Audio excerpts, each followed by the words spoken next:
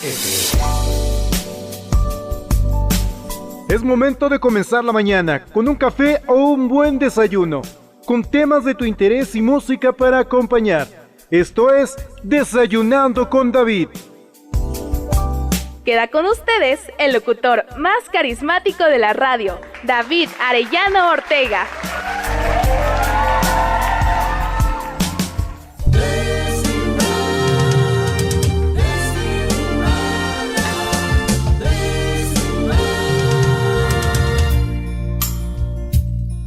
Vamos a empezar con esta plática que les decía, que es el seguimiento de la semana pasada.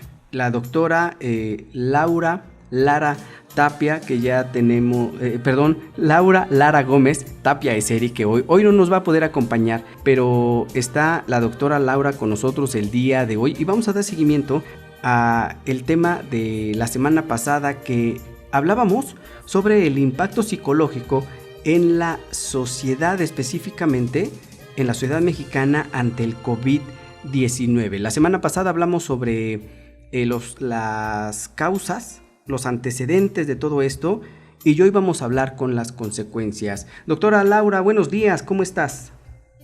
¿Qué tal, David? Muy buenos días. Muy bien, gracias a Dios. ¿Tú cómo estás? Muy bien, también regresando casi del fin de semana, ya es martes, y muy bien, afortunadamente. ¿Y tú qué tal?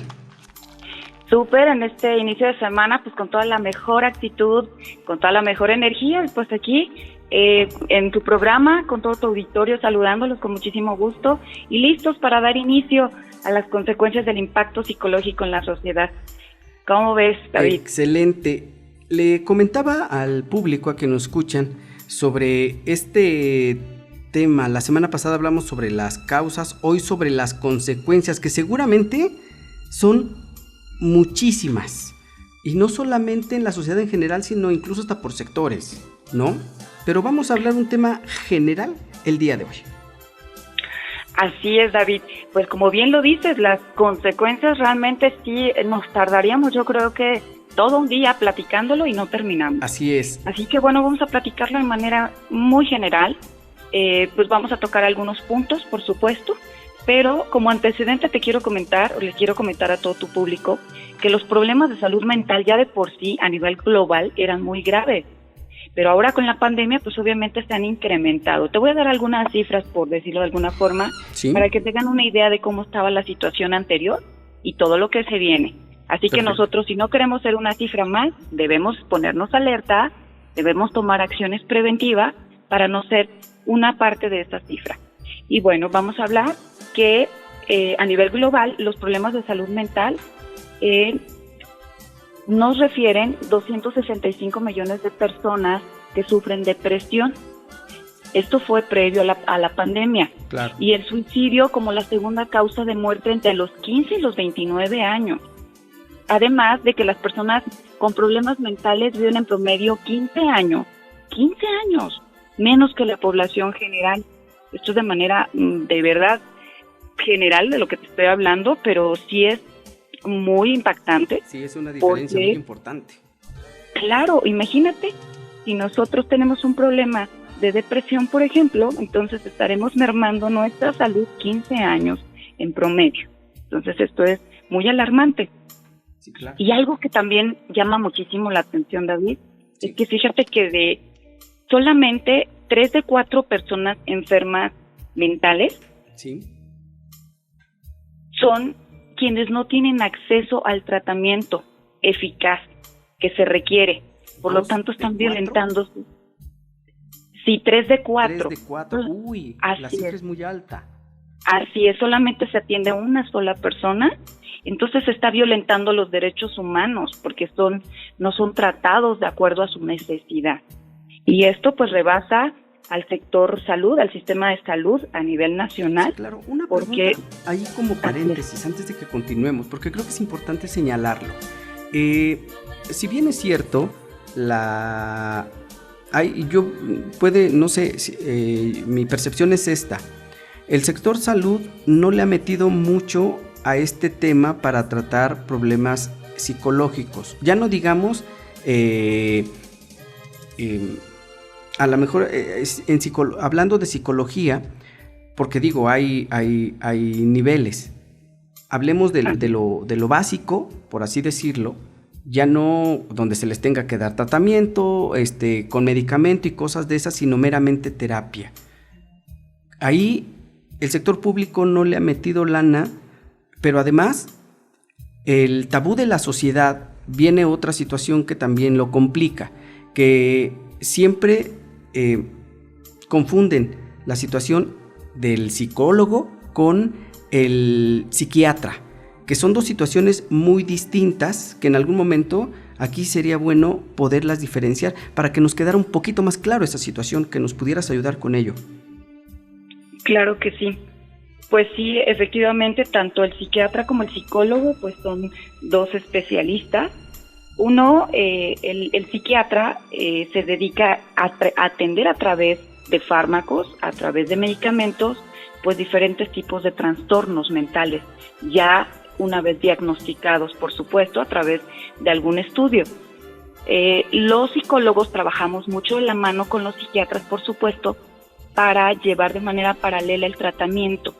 ¿Cómo lo llevamos? A través de las emociones. Nosotros los psicólogos trabajamos desde el alma, desde la psique, para que pueda complementarse este medicamento que está siendo consumido por el paciente y de esta forma pueda ser más funcional en todo su entorno. Claro. Y es una situación que, por ejemplo, el ya atenderlo, digo, tomando en cuenta de que dice los ciudadanos, ¿sabes qué? O las personas, sí, quiero atenderme, y de repente el índice por ejemplo, en los centros de salud o cuestiones de ese tipo, no lo tienen contemplado, por lo menos yo no lo he visto. Fíjate que sí está en algunos centros de salud, o en la mayoría, yo tengo entendido, sí lo hay. Desafortunadamente es tanta la demanda que es poca la atención. Hoy en día pueden llegar, no sé, se me ocurre 10 personas y solamente les brindan la atención a 5 o a 4. Pues porque no hay un psicólogo como tal que reemplace los turnos. Entonces, sí, la atención no está siendo realmente efectiva para todos y según las primeras encuestas disponibles, refieren que entre el 35 y el 60% de la población en general experimenta algún síntoma en su esfera mental, ¿sabes? Ya sea emocional o conductual, claro, relacionado ahora con la pandemia. Entonces, imagínate, si anteriormente eran 10 personas que requerían diariamente la atención, pues hoy estamos hablando de un incremento de hasta el 200%. Entonces, sí sería la verdad, muy importante que las autoridades de salud tuvieran esto en consideración, ya que, pues sí, desafortunadamente se vislumbra un escenario de mucha necesidad para las personas que hoy en día, debido a la pandemia, pues están requiriendo la atención previa, la atención inmediata, para no llegar a un problema mayúsculo como fuera un trastorno mental.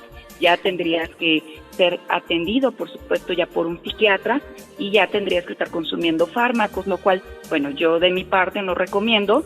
Yo prefiero que podamos tomar temas preventivos, tal vez acudir a algún centro de atención que hoy en día los están dando de manera virtual para que puedas reforzar un poco esta parte emocional. Yo creo que deberíamos ser responsables también de nuestra persona y como bien lo mencionabas, en ocasiones pues acudimos al podólogo, al odontólogo, pues, para que nos atienda el dientito, que nos atiendan los piecitos, nos vamos con el quiropráctico, con el médico general porque tenemos una gripa, no sé. Pero con el brujo. La verdad, pero cuando es un tema de emociones, cuando claro, es un tema de pensamiento, pues le recomiendas a la fulanita vecina que hace las limpias y te vas con el brujo y te vas con el sacerdote y te vas con todo mundo, pero no vas con el especialista correcto. Claro. Entonces no puedes ir a atenderte un tema dental con un médico general. ¿Estás de acuerdo? Claro. Por eso es que la gente debemos cambiar esa cultura, debemos modificarla por el bien de nosotros mismos, porque no queremos llegar a un punto en el que esa enfermedad o esa situación se complique más y ya no tenga una vuelta. Entonces, muchas veces pasa eso, la gente no se atiende y lamentablemente ese problema que pudo tener solución de inicio se va generando, se va haciendo más constante al modo o al momento al que llega ya un trastorno, y eso es complicado. Ahorita entiendo por lo que nos explicas que si bien ya había problemas de psicología o psicológicos, a lo mejor no muy importantes en la sociedad, a lo mejor problemas muy cotidianos, que quiero entender que hay algunos que pues son de la vida cotidiana, que poco a poco uno mismo de repente va uno controlando con una plática con el amigo, tratándose de equilibrar. Sin embargo, ahorita con el tema de la pandemia, pues no puedes platicar con nadie, no puedes ver a nadie, y son temas que se complican y que si en algún momento ya empezaban a hacerse, a manifestarse, hoy ya se manifiestan con una situación más regular, más complicada, y la pregunta a todo esto es, en tu experiencia, ¿qué es o cuáles son los problemas que ahorita vamos a estar viendo constantemente en la sociedad? Muy bien, David. Bueno, antes de contestar esa pregunta, claro, te quiero hacer un poco la referencia que, ya varios conocemos el tema del COVID-19. Así es. Existen personas que somos asintomáticos. Claro. ¿Y qué pasa con esto? Pues las personas no tienen síntomas, eso es el término asintomático, no hay síntomas de esa enfermedad. Es correcto. Sin embargo, está presente el virus. Así es. Los efectos a largo plazo son muy difíciles de predecir, pero la infección por el COVID-19 puede causar algunos síntomas neurológicos, tales como dolores de cabeza, o bien alteraciones en algunos órganos de los sentidos como el olfato o el gusto. Y también se reportan casos con agitación psicomotriz y signos de encefalitis.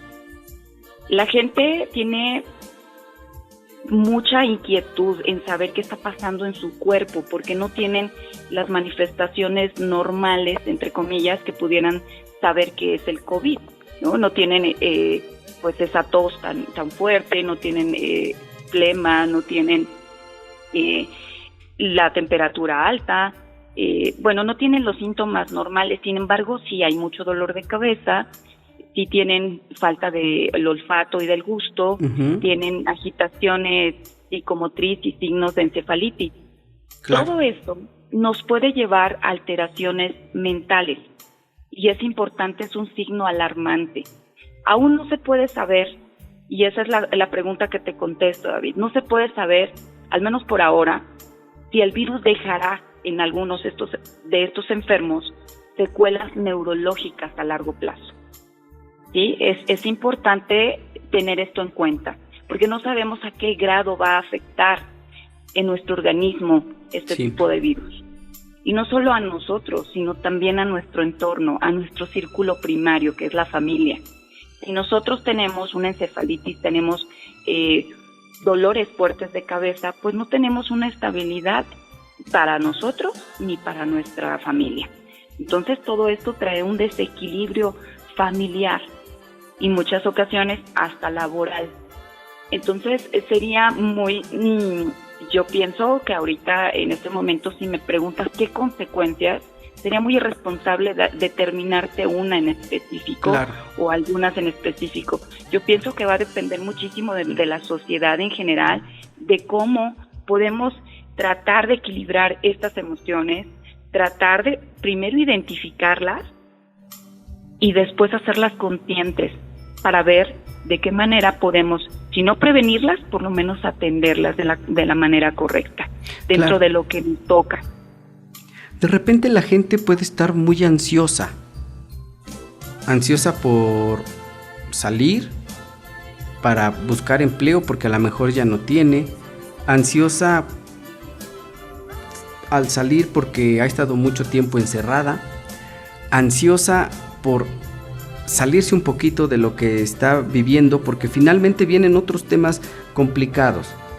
El tema de quienes en algún momento o tienen hijos el estar confinado con los niños, no tener un poquito de aire, el tema de los gritos, el que no te obedezcan de repente, sobre todo en las edades más tempranas de los niños, que es cuando menos obedientes son. Digo, ya siendo adolescentes obedecen un poco más, la situación es distinta, pero por ejemplo, ya en esas situaciones, y ya eso le sumamos que a lo mejor no haya dinero, hay un tema de a lo mejor, y se suma otro, el tema de que pueda haber violencia intrafamiliar, y todo esto se hace un cóctel de emociones y de problemas.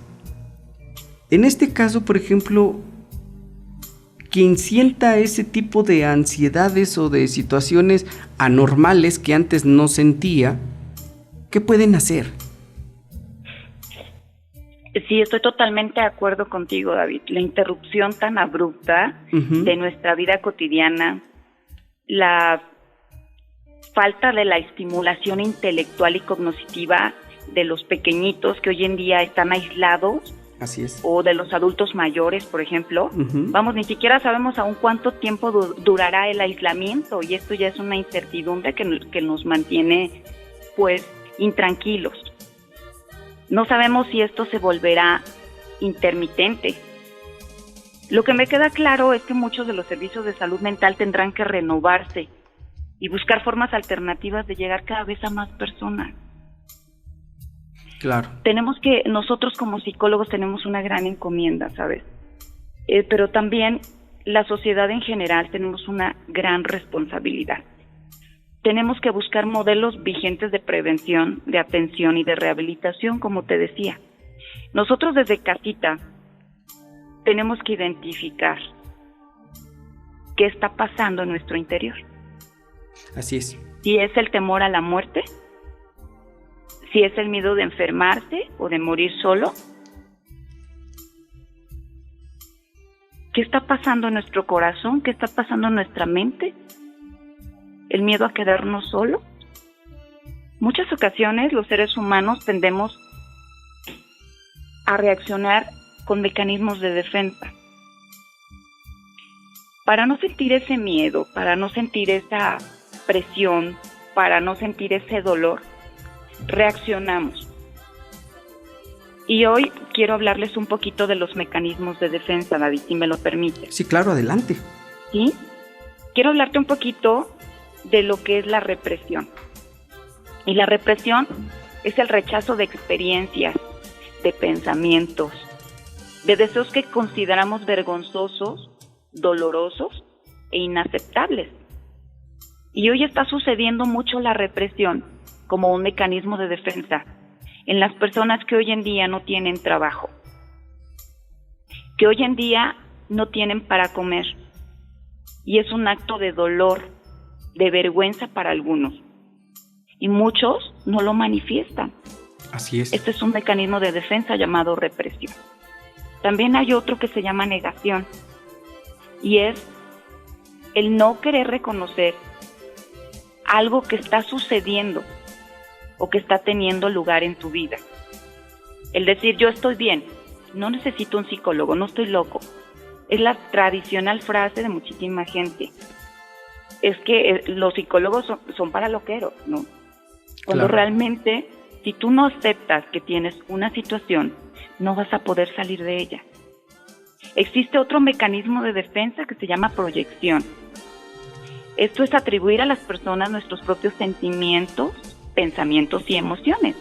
Es decir, tú puedes decirle a tu vecina, ¿sabes qué? Es que mi esposo está muy violento, está muy grosero, está intolerante, cuando realmente eres tú quien está siendo intolerante, grosera y irrespetuosa, porque te estás proyectando, estás viendo en esa persona lo que tú estás realmente sintiendo y haciendo.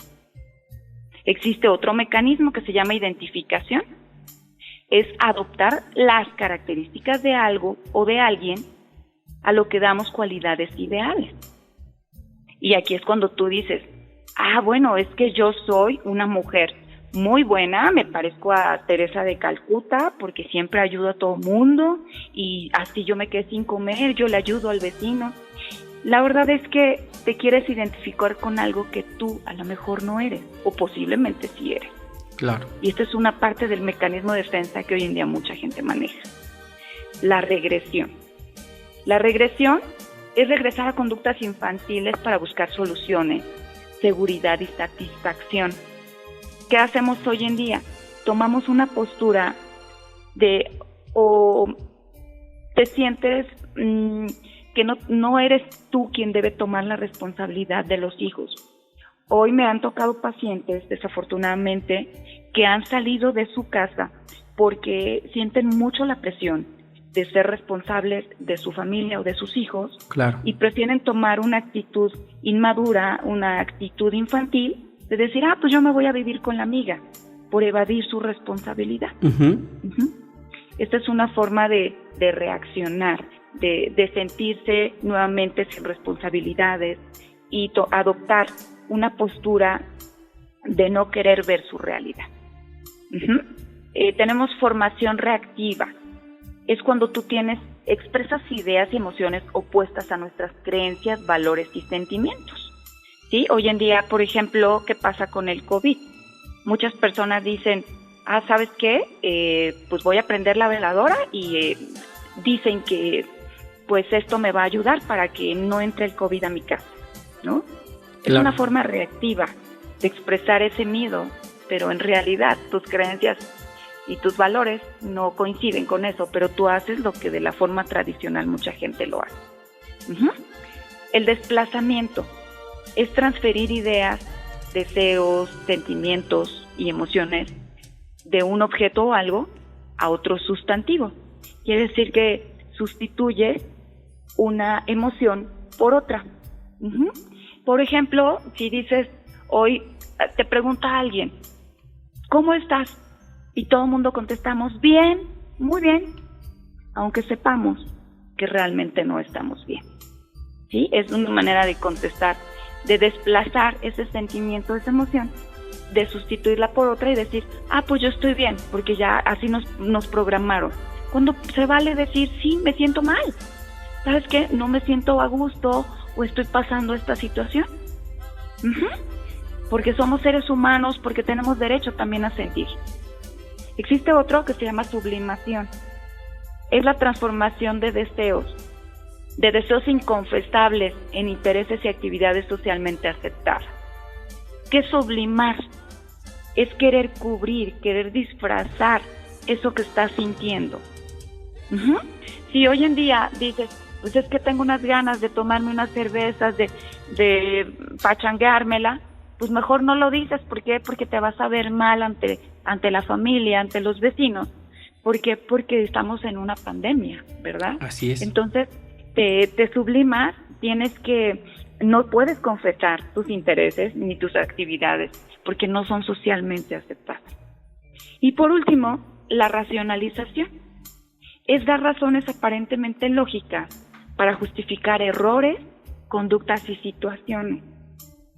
¿Qué es racionalizar? Es ver de una manera más objetiva todo aquello que es justificable para nuestros errores. Sí. Aquí está pasando que todos estamos racionalizando. Que, por ejemplo, hoy te pones el cubrebocas cuando vas a la calle, cuando te están viendo, pero no te lo pones cuando lo tienes que poner en todo momento. Si, por ejemplo, hoy en tu casa tienes un adulto mayor en casa, sí, tu adulto mayor es una persona a lo mejor con alguna enfermedad crónico-degenerativa, pero tú vas a la calle, vas a tu trabajo por necesidad y vas a algunas áreas donde tú sabes que hay un riesgo, pero llegas a tu casa y en tu casa te quitas el cubrebocas, llegas, no te lavas las manos, no tomas las medidas preventivas de higiene básicas. Entonces ya no estás racionalizando para justificarte, pues que fuiste a trabajar, que fuiste a hacer varias cosas. Tú ya te sientes libre en tu casa, no estás siendo responsable realmente. ¿Sí? Y estas son algunas de las características que tenemos nosotros como mecanismos de defensa, David. Ya que, como bien lo dices, en estos días los vamos a ver, los vamos a estar viendo, si es que no ya los vimos y ya los identificamos, a lo mejor con nosotros mismos o a lo mejor con alguien de nuestra propia familia, pero también incluso hasta podemos identificarlos con algunos de los compañeros de trabajo con los que convivimos ahorita que ya la gente está saliendo a trabajar, a lo mejor no todos los días, pero sí, un día no, no todo el horario completo, pero son situaciones que sí es necesario que podamos ubicar y en algún momento podamos también platicar con ellos. Te voy a pedir un favor, que para el próximo jueves, dentro del tema que vamos a platicar, que es cómo repercute todo esto específicamente ya en los nichos más específicos, es decir, qué sucede en esa psique con este tema de la pandemia en la mujer, en el hombre, en los hijos, en los adultos mayores. ¿Nos pudieras permitir, hay atención gratuita vía telefónica, vía virtual, de esas instancias públicas, que ojalá y me pudieras permitir en algún momento alguna de las ligas para podérselas brindar a la gente, y incluso para que fuéramos haciendo esto más completo, y ya que vamos a abordar el tema el siguiente jueves sobre estas consecuencias. Hoy lo hablamos en general, pero siempre las situaciones repercuten diferente, siendo hombre, siendo mujer, siendo niño, siendo hijo o siendo un adulto mayor, ¿no? Sí, por supuesto, las emociones se manifiestan en cada ser porque somos individuales, somos únicos e irrepetibles. Y pues las emociones son un conjunto completo de respuestas neuronales y químicas que conforman un patrón, pero ese patrón es único y exclusivo. Claro. Y te quiero comentar también de un tema importantísimo, David, como es la resiliencia. La resiliencia es la capacidad de hacer frente a las adversidades de la vida. Claro. Es poder transformar ese dolor en fuerza motora para superarse y salir fortalecido de ella.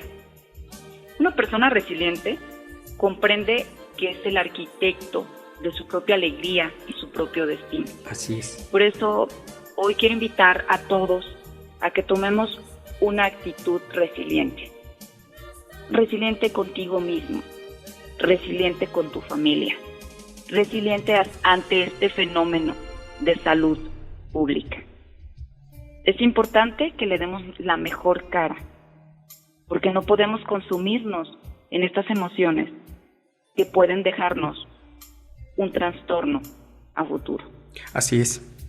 Pues te agradezco mucho, Laura, por lo que hemos platicado el día de hoy, que yo estoy seguro que a muchos de los que hoy nos han escuchado ha dado luz esta plática que hemos tenido el día de hoy, que nos compartes este conocimiento y esta experiencia que tú has tenido en este tiempo como psicóloga, como teniendo preparación con tu maestría, con tu doctorado, y finalmente eso es lo que necesitamos también, que nos vayan dando luz, nos vayan diciendo qué es lo que va pasando, porque de repente nosotros lo podemos ver, pero no sabemos qué sucede.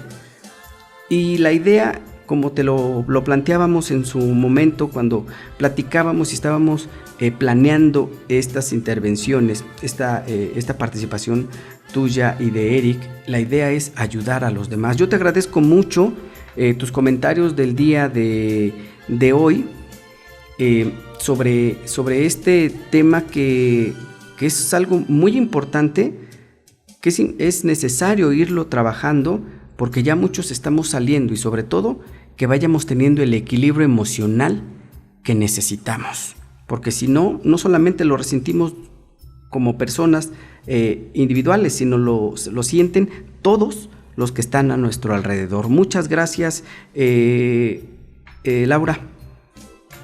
Muchas gracias a ti, David, y saludo a todo tu auditorio. Que tengan excelente día. Muchas gracias, bonito día. Hasta Hasta luego. Pues escuchamos a la doctora Laura Lara Gómez, que hoy nos habló de un tema muy interesante, y el jueves continuamos con esto, pero ya específicamente sobre qué es lo que sucede sobre este tema del COVID y el confinamiento hacia los adultos mayores, hacia los niños, hacia los hombres y las mujeres, que siempre se actúa de diferente forma. Yo agradezco mucho, un tema bastante interesante. Estás escuchando La Traviesa 94.1.